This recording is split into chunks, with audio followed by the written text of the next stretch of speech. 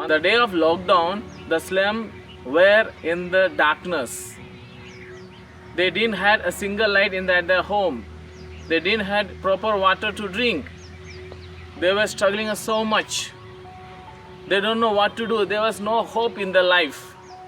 I think we've all found the coronavirus pandemic hard in different ways, haven't we? But I think for people in the UK, however hard their experience has been, it doesn't compare to the experience of families in some of the slum communities in which we've been working. I think particularly of Patripul in India, a slum community of Dalits not too far from Mumbai.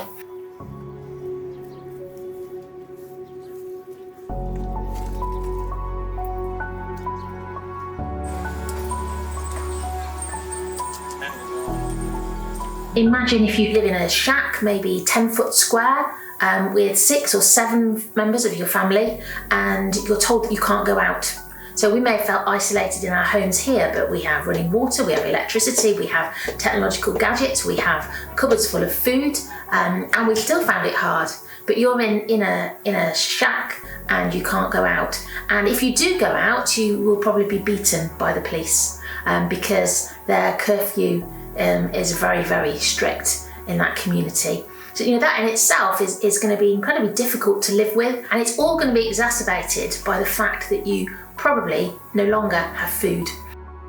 Lockdown में हमें खाने पीने की बहुत तकलीफ हुई क्योंकि मेरे बच्चे को हेपेटाइटिस बी है, 3 बच्चों को, तो हमें सरकार से मदद नहीं मिली और छोटे बच्चों की दवा भी म्यूनसिपालिटी में नहीं है। सब चीज़ की ज़रूरत नहीं, क्योंकि कमाने वाला कोई नहीं। पापा है तो लंगड़े, उनके पैसे काम धंधा होता नहीं। एक छोटा भाई और मैं थी कमाने में, उसका तो ऐसा हो के बेटा एक्सीडेंट, तो मैं ही कमाती थी। मतलब हम घर खर्चा चलाने के लिए बहुत परेशानी आई थी, कभी है खाने को, कभी नहीं है खाने को। When the coronavirus pandemic hit and lots of countries went into lockdown, the first problem that we had, and our partners overseas had, was that a lot of the families who were in lockdown, much more severe than the UK actually, the lockdowns in many countries, they were running out of food. A lockdown order in the UK means that we stay at home and where we're safe. Most of us are safe at home. But for families in Patripul to stay at home, to be unable to work, means that they're actually starving at home. The first thing that we were involved in was really trying to provide feeding to help in these situations.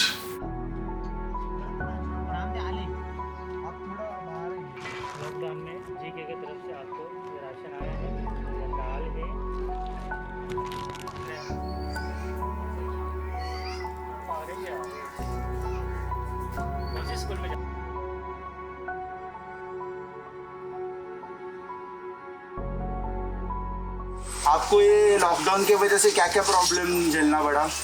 हमको भाजी नहीं मिल रही थी, दूध नहीं मिल रहा था, बच्चे बाहर जाने के लिए मतलब बाहर निकलने बोल रहे और एक एक चीज़ के लिए तरस रहे थे, तो हमारे आदमी को 6 महीने से काम धंधा नहीं, घर ही बैठे। तो आपका किसी ने मदद किया? हाँ, मंदिर भाई ने किए। अच्छा, क्या मदद किया? यही राशन और अपना शक्कर है, अपना कांदा बटाटा है, भाजी है, ये सब मदद करे। तो आपको अच्छा लगा किसी ने मदद किया? हाँ, अच्छा लगा। हमारे टाइम पे मदद किए तो हम उनका धन्यवाद करते हैं। तो हमें महेंद्र सर, ग्लोबल फाउंडेशन के महेंद्र सर ने खाने पीने के लिए 3-4 महीने से बहुत मदद किया, क्योंकि हमें अभी मतलब मैं अकेले हूँ, कमाना मतलब छोटे बच्चों को लेके जाके सर कमाना ज़रा मुश्किल हो रहा है, तो कोई काम नहीं देता छोटे बच्चों के साथ में, तो इसकी वजह से मुझे खाने पीने में बहुत तकलीफ़ हो रही थी, पैसे वैसे के बारे में बहुत तकलीफ़ हुआ, तो महेंद्र सर ने हमारी बहुत मदद की 3-4 महीनों से। आज उनका, महेंद्र सर का बहुत बहुत आभार, धन्यवाद।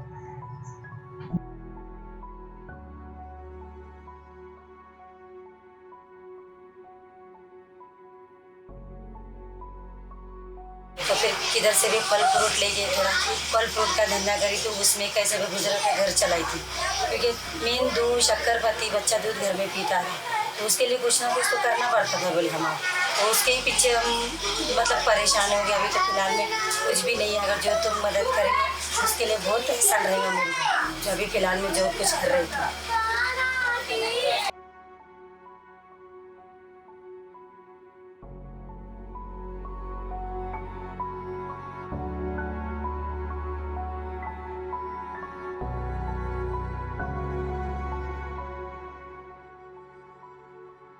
was one that came from Patripul, of a family who did not have children at our centre, so were not part of our initial feeding rounds in Patripul. But as their savings ran out and they became more and more destitute, the news of their plight reached our partners, and we were able to reach out to them.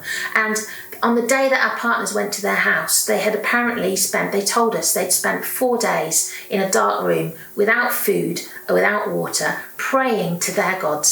The Hindus have many gods, and they prayed to the Hindu gods to come and rescue them because they were absolutely desperate now. They had 2 small children, they had nothing to feed them and no prospect of getting any money. And that was the day that our partners came and knocked on the door, and they said, "Who are you? Where have you come from?" They said, "We're from Global Care," and they explained about Global Care and that it was a Christian charity. And they were like, "Well, you know, what is a Christian? Who is Jesus?" And they were able to share with them something of the good news of Jesus, a God who believes that they are precious. And they said to our partners words to the effect of, "Because we are Dalit, even the gods didn't want us." That's what they believed. You know, this whole society rejects them. And there they were in absolute desperation, praying, and Jesus came to their door. And Jesus, they say, is a God who cares for the disadvantaged and the broken. And to me, that's what we're all about. Being the hands and feet of Jesus in communities which are disadvantaged and broken. And for that family to receive that message in such a powerful way and to receive the food that saved their lives and saved their children's lives, that's been an incredibly powerful thing to be part of.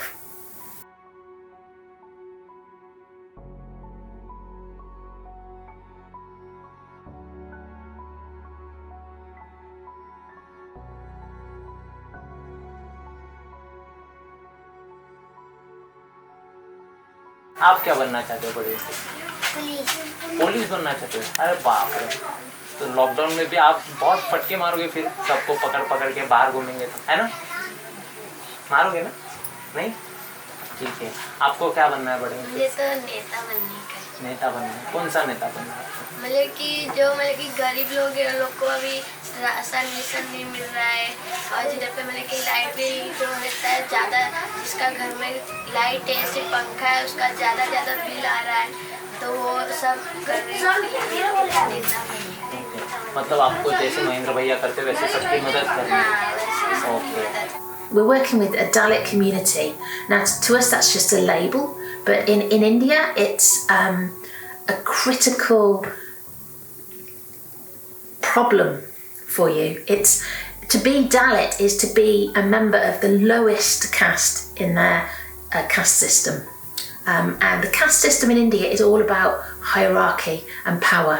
And you're born into the caste you are. You can't move from one caste to another. If you're born into a caste, you stay there. And there are expectations for your life and your prospects that are completely tied into which caste you're born into.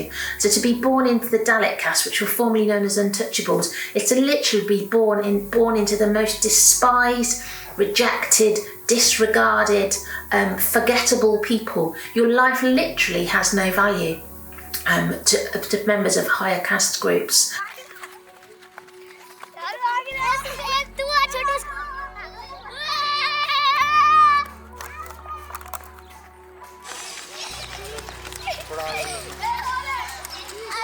So one of the problems in the Dalit communities is that it's really hard for our children from Dalit background to actually integrate into the schools. Give you an example, a local businessman used to provide every year a rucksack for our children and a water bottle. I said, well, of all the school things that are provided, you have a rucksack and water bottle, why do you do that? They said to me, because they're not allowed to drink the water from the water fountains in the school, because if they drink from it, no one else will drink from it. So the school decided you have to take your own water bottle if you're a Dalit. That's the sort of discrimination, grinding discrimination that our children go through. आपको क्या बनना है बड़े? Engineer बनना है। तो आपको क्या पसंद है इंजीनियरिंग, मतलब क्या करना चाहते हो आप लोगों को इंजीनियर बनके? मतलब इंजीनियर जो पथरीपुल जैसे पुल बनाते हैं वैसा इंजीनियर बनना है, जो लाइट का काम करते हैं वैसा इंजीनियर बनना है, या कंप्यूटर पे जो काम करते हैं वैसा इंजीनियर, कंप्यूटर इंजीनियर बनना है। वाह, वेरी गुड। आपको क्या बनना है बड़े होके? सर बनना है, मतलब आप टीचर बनना चाहते हो? ओके, तो बड़े होके क्या पढ़ाओगे आप? ABCD इंग्लिश पढ़ाओगे मतलब? ओके, आपको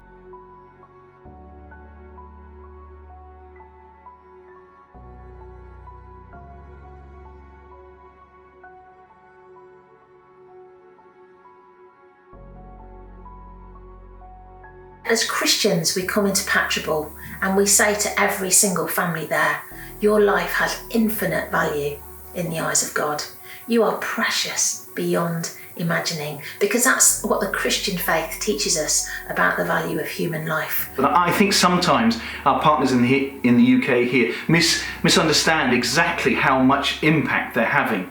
It is the difference between life and death for some of these families that we're working with. Our partners could not take the food door to door if the people here in the UK, if our partners, if those who've stood with us throughout this time had not been willing to give us the funds to be able to make that difference. We are amazingly grateful.